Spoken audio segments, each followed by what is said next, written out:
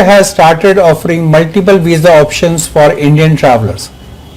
Saudi Arabia has now started offering facilities like stopper visa, e-visa and visa on arrival to attract Indian travelers because they want to develop India as the number one source market. By 2030, Saudi Arabia wants to attract 75 lakh Indian travelers.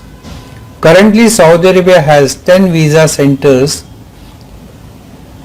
in Mumbai, Delhi, Cochin, Chennai, Hyderabad, Ahmedabad, Bangalore, Lucknow, Kolkata and Calicut. Stopper visa.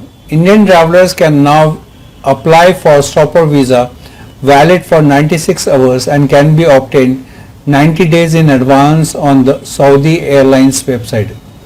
E-visa. If the traveler has a valid tourist or business visa of USA, UK or any Schengen country, then that traveler will be eligible for e-visa and can be obtained before departure on the official portal. Visa on arrival. If the traveler has a valid tourist or business visa of USA, UK or any Schengen country, then the travelers can obtain this visa at Saudi international airports. Travelers who do not meet these criteria can apply for visa at the visa centers in India. All these visa options are valid for those who want to perform Umrah. Saudi Arab ने भारतीय यात्रियों को आकर्षित करने के लिए अब stopover visa, e visa और वीज़ा ऑन अराइवल जैसे सुविधाएं देना शुरू कर दिया है क्योंकि वे भारत को नंबर वन स्रोत बाजार के रूप में विकसित करना चाहते हैं। सऊदी अरब का लक्ष्य है कि 2030 तक 75 लाख भारतीय यात्री उनके देश की यात्रा करें।